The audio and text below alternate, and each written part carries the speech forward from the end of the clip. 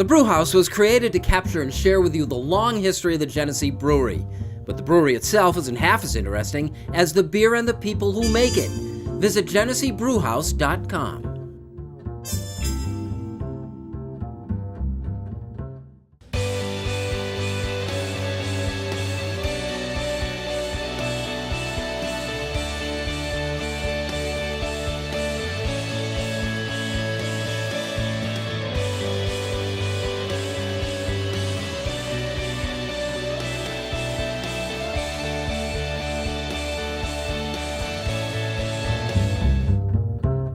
Hello, everyone. Thanks for joining us. This is the Rochester Press Box, presented by the Genesee Brewhouse. Our pleasure to welcome back Bob Bleier, NFL, Richmond University, and Aquinas football legend. Great to be here. I know we got a lot to talk about today, Michael. Yes. Mike Catalana co-hosting with Donovan Duffy. Yeah, but you know how weird it is, this Donovan McNabb Syracuse jersey? Like when I was in middle school, when these jerseys, everybody in school had either a Marvin Harrison, Donovan McNabb, or Rob Conrad jersey, and I have not seen a Syracuse football jersey in, God, like it's just a matter of 20 years how it went from everybody was all on this team and everybody's out now. It's going to change when they fix up the stadium. Well, it'll help a little bit. I mean, be nice to be in the Carrier Dome and have air conditioning at some point, which will change. But you're right. I mean, the interest in Syracuse football has really dropped. Now, Dino Babers is trying. They're at least more exciting offensively, but, score 60, give up 65 is a tough way to make a living.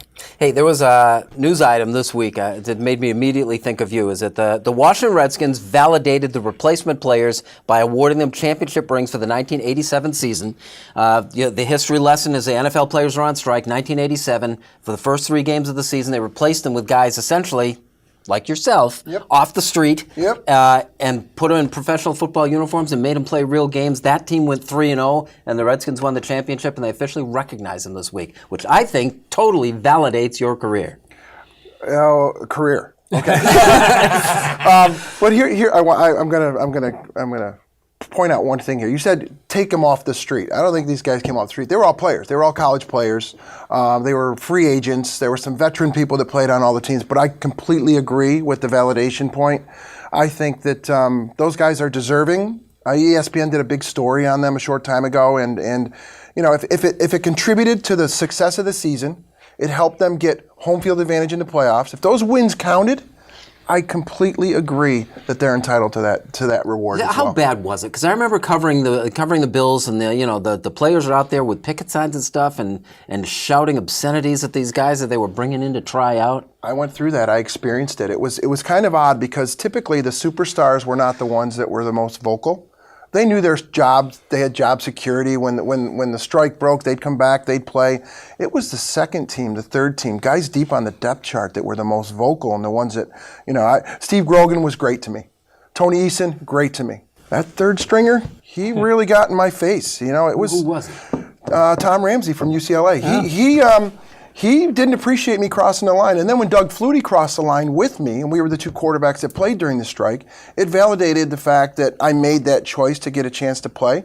And how many guys can say that during a regular season game they either scored a touchdown or threw a touchdown pass? How arrogant was that by the NFL, bringing guys in like that? Oh, well, they believe it. Honestly, I think they still believe it now. I think they believe if they were in that circumstance, they're bigger than any of the individual players because their relationship with the players is still not good through all of this. And it's part of why the NBA believes they're going to be bigger than the NFL if it's getting closer to it now.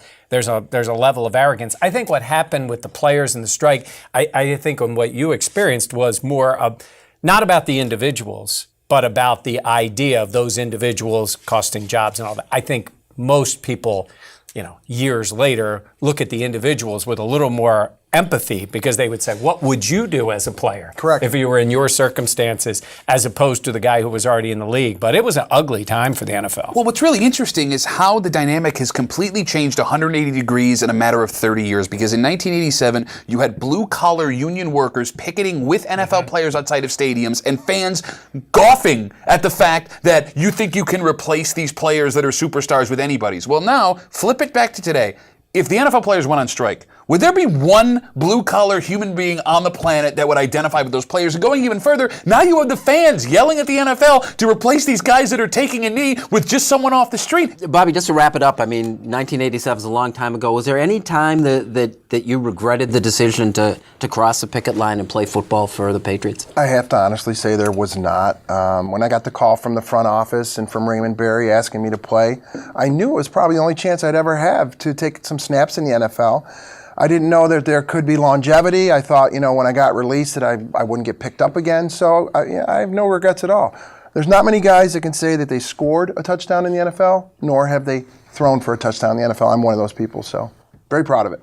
This is the Rochester Press Box, presented by the Genesee Brewhouse. We'll talk Bills next.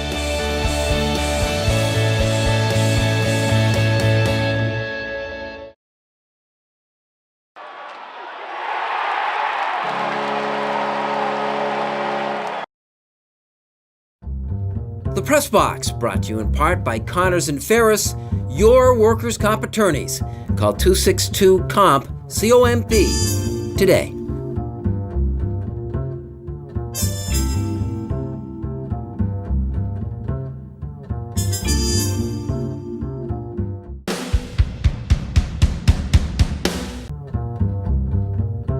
Welcome back. Thanks for joining us. This is the Rochester Press Box, presented by the Genesee Brewhouse, and this portion brought to you by Connors and Ferris. Mike, first OTA is in the books. Did you take anything away from it? I said in the beginning when they drafted Josh Allen that we have a real quarterback competition, and that because we know Josh Allen will eventually play. A.J. McCarron looks like he's a viable veteran, and Nate Peterman looks like he's back and ready to play. So I think it's going to be fun. I think it's going to be enjoyable. The best thing that can happen is for Peterman and McCarron to play well. Not, as we said before, that Josh Allen is going to get the opportunity because, well, everybody else stinks. So I think we've seen signs of that so far in camp, and I'm looking forward to it at Fisher. Let's not forget who months and months and months ago said that Nate Peterman has a legitimate shot to be the starting quarterback week 1 in Buffalo because they opened up OTAs, and who's the starting quarterback opening day? Nate Peterman. And everyone's bragging about how great he is. And Mike, I do not understand, maybe you can help me here, why this coaching staff loves Nate Peterman so much as you're giving him the ball to start OTAs when everything gets going. Well, they're still splitting the snaps between he and McCarron. So and maybe to some extent he is the incumbent. I want to make sure that at some point Nate Peterman gets to lose the immediate qualifier with every time his name is said, which is who threw 5 interceptions in one half of the game. It's sort of like Fred Jackson, who went to Coe College, and Chris Hogan, who played lacrosse, and Marv Levy, who went to Harvard. Like, they have to say these things every time. Maybe he'll get a chance to lose that. Okay, but you have to do something to lose that. Right. Is that what the coaching staff is doing? Are they trying to give him a chance to redeem himself? And if that's the case, maybe he's looked pretty good. Come on, man. How hard is that to get over? That kind of a debut. I'm taking Mike's side on this, Pat, because obviously the staff sees something in him. I thought he was a very good quarterback last year. He throws a great ball to the other team. He was in, he was in a lot of pressure times. He was set up to fail. That staff set him up to fail last year. I agree with Mike. Give him a chance. I think he's a very smart quarterback. He can throw the ball. We need a passing offense in Buffalo. We need to throw the ball this year. How do you see this shaking out? I don't know. I like the fact that McCarron's a veteran, and I agree with you. I think that Peterman and McCarron should be fighting for the position. It's theirs to lose, and the rookie's got to wait his turn. I don't think he's ready to play. Anything else catch you guys' eyes? It's interesting how McCarron has become an afterthought in the first week of OTAs. And here's the thing, right? Like, everyone was confident that McCarron was going to be your starting quarterback. The breadcrumb clues the whole time showed that maybe Peterman would be the guy. The Bills waited until the second day of free agency, till everyone else was gone, to go out and sign their quarterback, which tells me that if for some reason they weren't able to get somebody, they were good going with Peterman, and maybe the plan has been Peterman the whole time. And dear Lord, why are you doing this to me? Yeah. I remember Murph, John Murphy, saying on his radio show, it says at the time all that was happening, and McCarron was still out there, and he was the only one. He says, this has been a very good week for Nathan Peterman. Yeah.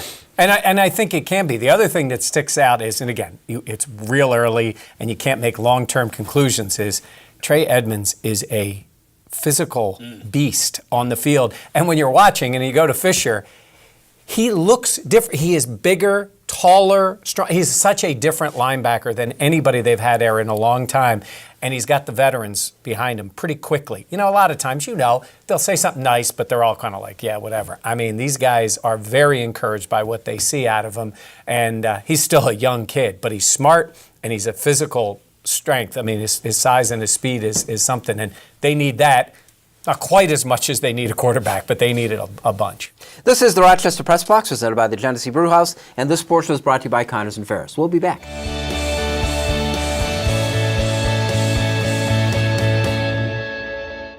Here's the Press Box trivia question, brought to you by Market View Liquor, where exceptional customer service meets an extensive selection. Jefferson Road at 390.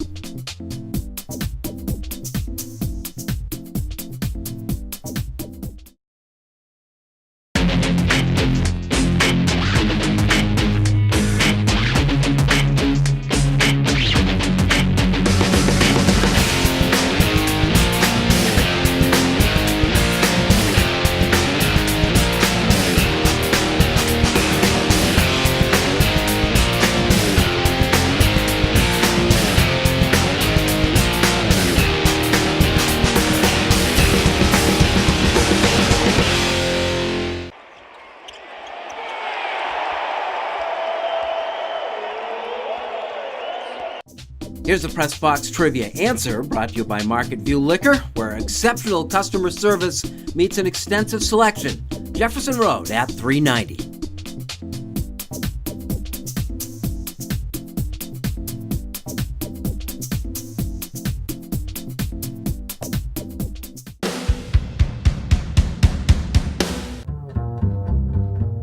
Welcome back to the Rochester Press Box, presented by the Genesee Brew House. Like it or not, Pat, just because I want to hear your rant again. Like it or not, the results of the Stanley Cup Championship. I hate it. I hate Alexander Ovechkin so much. And okay, get into it. Can we get into what?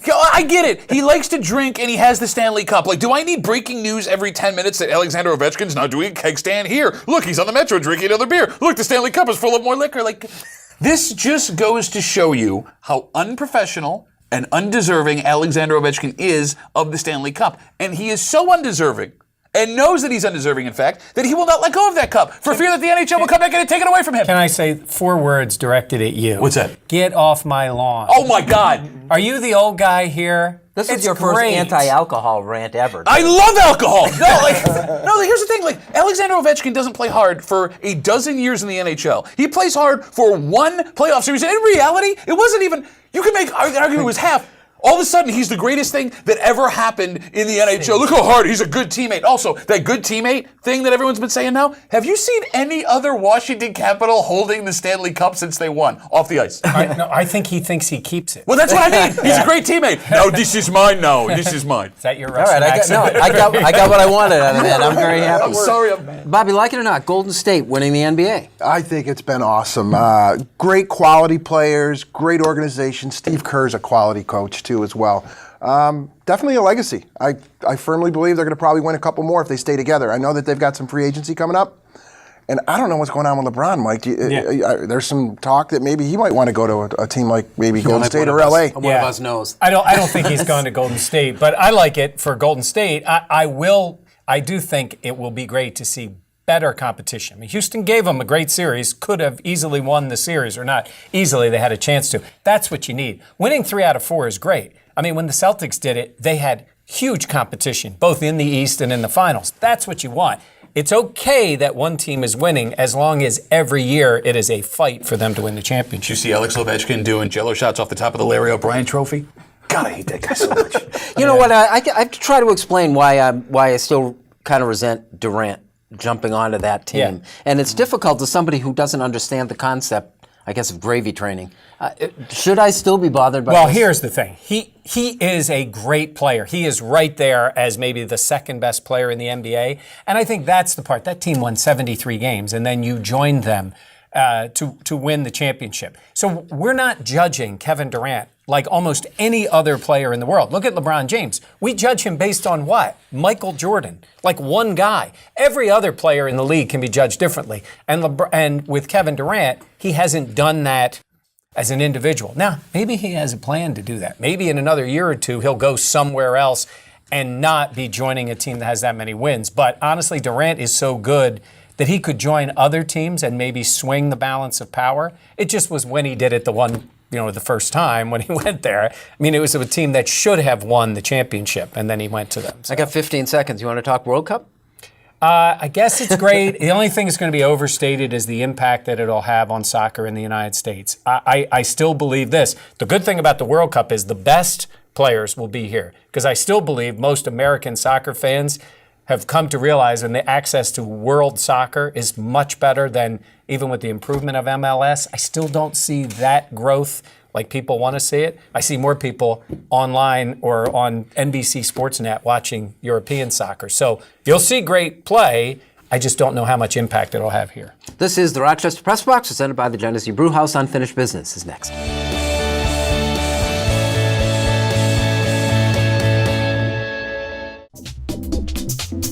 Here is the MVP Experience Stat of the Week, brought to you by Sport Clips, where it's good to be a guy. No appointment ever needed.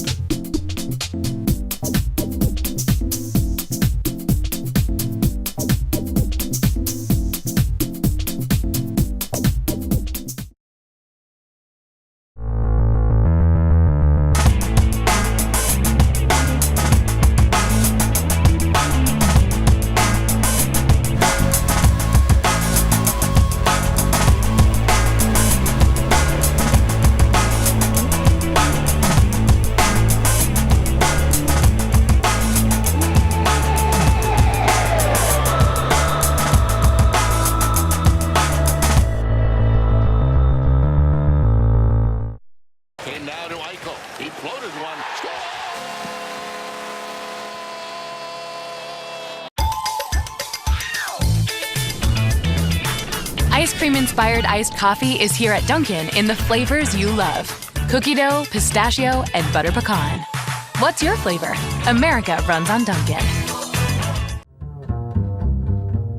Welcome back. This is the Rochester Press Box, presented by the Genesee Brewhouse. Unfinished Business, brought to you by Dunkin' Donuts. America runs on Dunkin'. Pat. On Wednesday, the Bills announced their training camp schedule for the 2018 season. And of course, the Bills are coming back to St. John Fisher College, and you have nothing to worry about. But there's something that fans are getting a little upset, I've seen on social media with. The Bills are not only doing their camp this year, they're kind of making it a little more fun. They're doing theme days this year. For example, Christmas in July, or Dress Like a Pirate Day, or there was some other Superheroes Day. And I see Bills fans on there, this is just a distraction away from the team, and what are you trying to say, and we're here to get better. And I'm glad the Bills have done this, because it's a reminder that as much fun as training camp is, and as great as it is to maybe take a day off of work with your buddies and go play low-end GM watching these players, it's for the kids, man. This is all for the kids. The whole reason training camp exists is for your kid to go out and touch their heroes and get autographs and have this magical moment that they'll remember for the rest of their lives. Some of my greatest moments were at SUNY Fredonia when I was a kid, when my dad and I every year would get in the car and drive out and watch Thurman and Andre and Bruce and Phil Hansen and all those guys do their thing.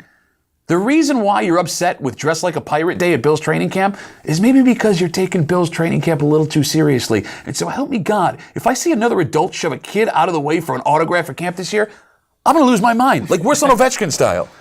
Worth?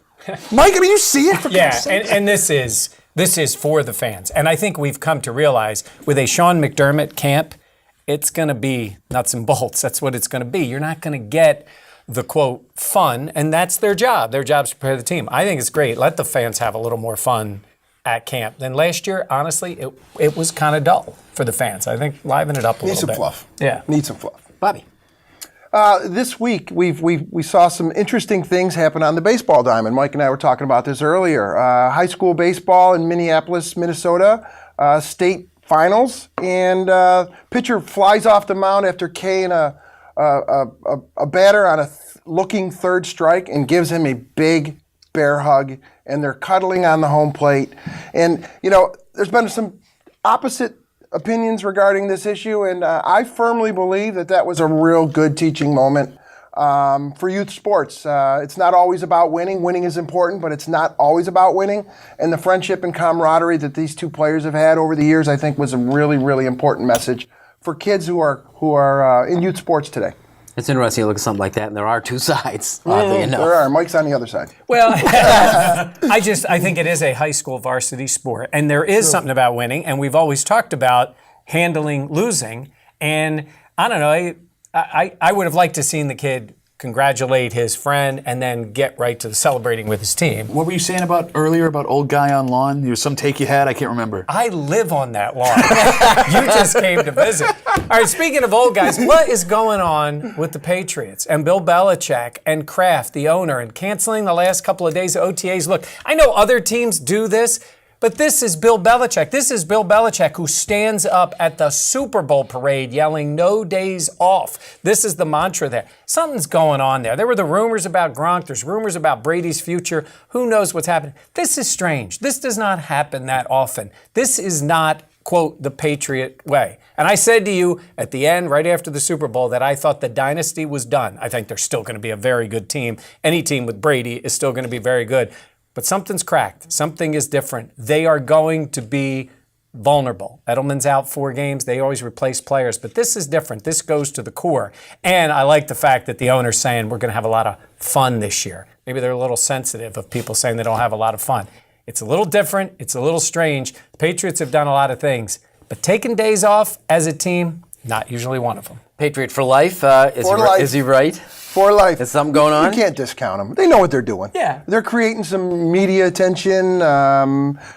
It's the same old, same old. They're constantly scrutinized. People root against them. Your favorite team is X, and whoever plays New England every weekend. So, it's part of the deal, I think. It's what you get with that team. This is the Rochester Press Box, presented by the Genesee Brewhouse. Unfinished Business brought to you by Dunkin' Donuts. Bob, great job. Nice to have you. Great to be here Congratulations again. on your validation. Good Mike, to hear. Pat, thank you. Ovechkin's the worst. And thank you for joining us. We'll see you next week with the Rochester Press Box.